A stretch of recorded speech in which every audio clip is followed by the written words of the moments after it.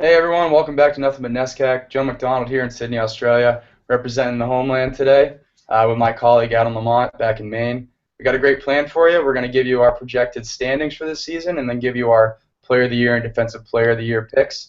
Adam, get us started. Well, while Joe gets to enjoy the sunny Australian weather, I'm stuck in frigid Brunswick doing some Greek work, taking a short break from it. So, going to start from the bottom, going up. Number 11, Hamilton. I think the loss of Matt Hart is really hard for them. I think that they would have been a team right in the mix with him. Everything in shot him. Without him, it's going to be a long year for them. Yeah, agreed, Adam. If Xander Ware can't be an impact right away, they're going to struggle this season. In 10th, we think the Con College Camels are going to have another tough year. Zuri Pavlin's going to be a great player. I'm going to talk about him a little bit more when we talk about our Player of the Year candidates. And Bo McKinley can really make it rain from three. He's a pretty good player. But unfortunately, they don't have a lot coming back. And so they're going to have another tough season. Bates is going to be in ninth, which is sort of incredible considering that we each of us put one of the Bates players, Mike Bernasian and Graham Safford, on our all-conference teams. So there's a lot of talent there. Their ceiling could be a lot higher than this, but because of how much they struggled last year, we're going to have to put them at ninth. And our last playoff spot, 8th, goes to Wesleyan. Rashid Epps is a budding superstar. Harry Rafferty is a very good player. Bringing almost everyone back. They're going to sneak into the playoffs this season just barely. Yeah, Wesleyan, sort of an overlooked team, but I think they do make it back to the playoffs. And then number 7th, Tufts. Some people very high on them. Joe and I were still a little bit concerned about whether they can turn all that talent into something more meaningful. We'd love to see them put it together, but until they do, we're going to have to still put them down at 7th. But like we said, Hunter Sabetti, Tom Paleschi, Steve Haladina, a lot of talent in Tufts. Yeah, Tufts, like you said, has potential to make a run at this NESCAC championship, but unfortunately, we're not ready to have a vote of confidence for them. 6th, kind of a surprise, the Williams College Eafs lost a lot last year. We've talked about it over and over again. Some people still have them near the top of the league. I think they're top 5 in the Division 3 D3 Hoops poll. Unfortunately, I think they've lost too much to repeat that. Again, still a great program, could surprise us, but right now we have them at 6. Yeah, a team that could really come on strong, especially as the year goes along and they start to get those pieces together. But a team that really coming in 5th that exemplifies sort of some of the changes in parity is Colby. They bring their entire squad back. A team that beat Amherst last year, made it to the NESCAC quarterfinals, and we both are also very high on Chris Hudnut, which we'll get to in a little bit. Yeah, Colby, a really talented squad, bringing everyone back, like you said. I think another team that has a potential to make a run for the NESCAC title are coming in 4th place, hosting a NESCAC tournament game, and our prediction is Bowdoin College. Very, very tight between them and the number 3 team. Adam will talk about in a second. Bowdoin making the NCAAs last year. Defensive Player of the Year, John Swords, returning. A lot of production coming back. Brian Hurley coming back. But we do have some questions about them. The health, for those who haven't checked out our in-depth preview of Bowdoin, the health is what really the season's going to hinge on. John Swords' health is a little bit of a question mark right now. He's having some problems. He's still being able to practice, but we'll see how he's able to do on Saturday, see how he's able to play, and if he's close to 100% or not, and then how he's able to manage that going forward. And Brian Hurley as well is a guy who, coming back from injury, should be 100%, but you hope that he doesn't get worn down and have something go wrong during the year. And so that's why we put Trinity number 3, might be high to some people, but given that they brought everyone back, there's potential for that D1 transfer to come in and contribute as well. So he's a solid player for them. We think that their suffocating defense and rebounding is what's really going to drive the engine for them. And our number 2 team is the Middlebury Panthers, obviously a team close to my heart. I'm very happy to see them here near the top of the standings. Having watched them the last 2 years, I saw the difference between 2 years ago and last year. some off-the-court issues. I think that's gone. I think that this team is really meshing well in the preseason.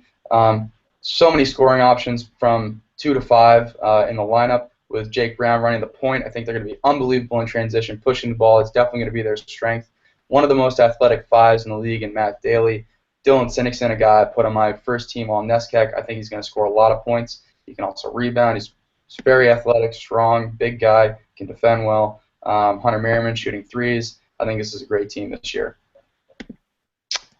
Yeah, I agree that Middlebury has a really nice mix of talent. But it is interesting for all that we've talked about with terms of parity that at the end of the day, our 1 and 2 teams are Middlebury 2 and Amherst. The Lord Jeffs come in number 1 once again. Given everything that they've lost over the last 2 years, that might come as a surprise to some. But David George and Connor Green are both players who are NESCAC, all NESCAC caliber players. And then J.D. Dawson and Eric Conklin we expect to be big players as well. And one thing that you have to remember is that the guy sitting on the bench at Amherst could start at a lot of other NESCAC schools freshman, sophomore year. So those guys who are going to step into bigger roles, they should be ready to go. And that's why we're going to put Amherst first. And Joe, for you, what NCAA tournament teams do you see coming out of the NESCAC? Yeah, Adam, I see 3, possibly 4. I think it'll come down to what happens in the NESCAC tournament. I think Amherst and Middlebury are going to be a lock. I think they're going to do enough in the regular season to make the NCAAs. And then we had Trinity and Bowdoin 3 and 4. I think if those teams win their first games, I could definitely see them in the NCAAs as well. If they lose, though, I think they're going to be right on the bubble. I think, given the parity of the league, I think it's possible, first of all, that no team wins more than 8 games in the conference, that everyone has at least 2 conference losses. And so I think that's going to make it hard for the committee to put more than 2 teams from the NESCAC in. So I think that only Amherst and Middlebury are going to be the teams who make it to the NCAAs this year. But what I love is that, these predictions, while we're pretty confident in what we've seen, making them, there's so much variability with all the talent that's in the league.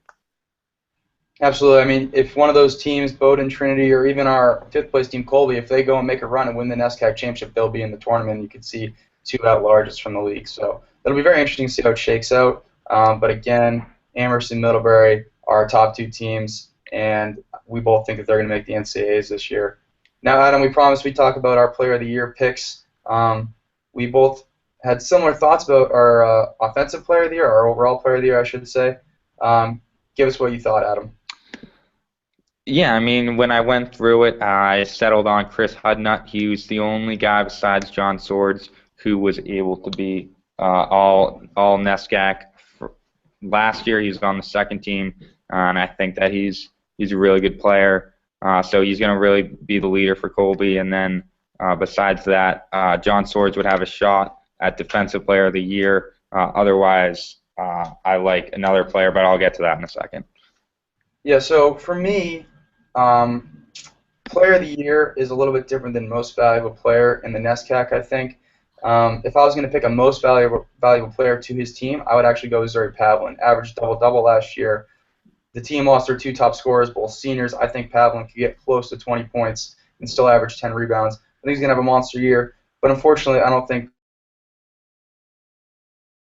it's tough for me to pick Zuri as Player of the Year. As for my other first teamers, Graham Safford, similar situation. I just don't think Bates is going to do enough as a team for him to warrant the award. And as for Dylan Sinnixon, I think he's got too many other weapons around him. I already talked about that will hurt him in his Player of the Year chase. So for me, it came down to Chris Hudnut and Connor Green.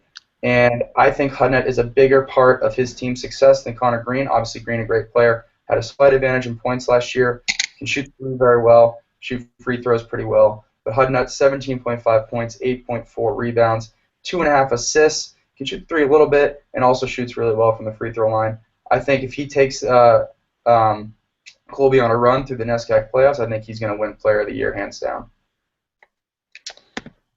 No, though, I mean, obviously, I agree with you on all those points. And then for my defensive player of the year, this is a pretty wide open race, especially if Swords gets injured. A lot of players that you could see come into this usually tends to go to a big man, but I'm going to tab a small forward slash guard, Dan Wall from Williams. I think that Williams are going to have to play a little bit more defensive this year. They don't have the offensive firepower that they used to have. Wall, he can guard anywhere from 1 through 3 or even smaller fours. So he gives Williams a lot of flexibility down there. He's going to be a big part of getting out in transition, getting steals, turning defense into offense, getting easy points for Williams.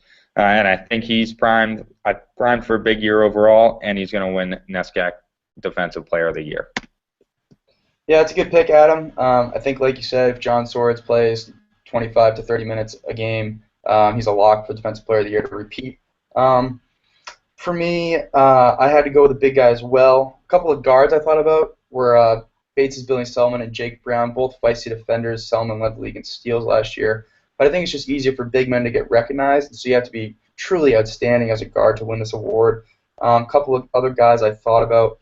Papadeus of Trinity, how about the big man in the center of the best defense in the league?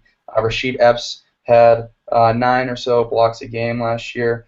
Hunter Sabetti, another strong player inside. I think Matt Daly can make a run at this award. I think if he's playing full 25 to 30 minutes a game, he's going to swat over 2 blocks a game. But my pick is David George, 6'8", arguably the most athletic big man in the league. 5.9 rebounds a game last year. I'd like to see a couple more, but 2.58 blocks. So he's a huge inside presence. And basically, like I said, it's going to come down to if he can play enough minutes to accrue those stats, he's going to be Defensive Player of the Year. I like that pick. We saw what George can do when Ben Pollock got injured. George just became a defensive force in a lot of ways. Was blocking 5-6 shots a game. Was just really changing games from the interior. And yeah, he makes plays that nobody else can. He just has to get more rebounds, prove that he is the best player, both not only blocking shots but also pulling down boards. Yeah, agreed, Adam. He really came on strong at the end. That's why I have confidence that he's going to even take another step forward on the defensive end, and I believe he can grab some rebounds. At 6'8", and that athleticism, he should definitely be able to grab a few more rebounds a game this year, and with more minutes too. Well, I think that's going to wrap it up for us. Wrap up our preseason videos in general. We thank you for watching, and I also want to thank Ethan Dragotis, who's helped us out a little bit on these last couple of videos with some of the editing and special features that we've had on them. Yeah, everybody, thanks for watching. Let us know how we did. Let us know where we went wrong, and hopefully follow us all season long. Thank you.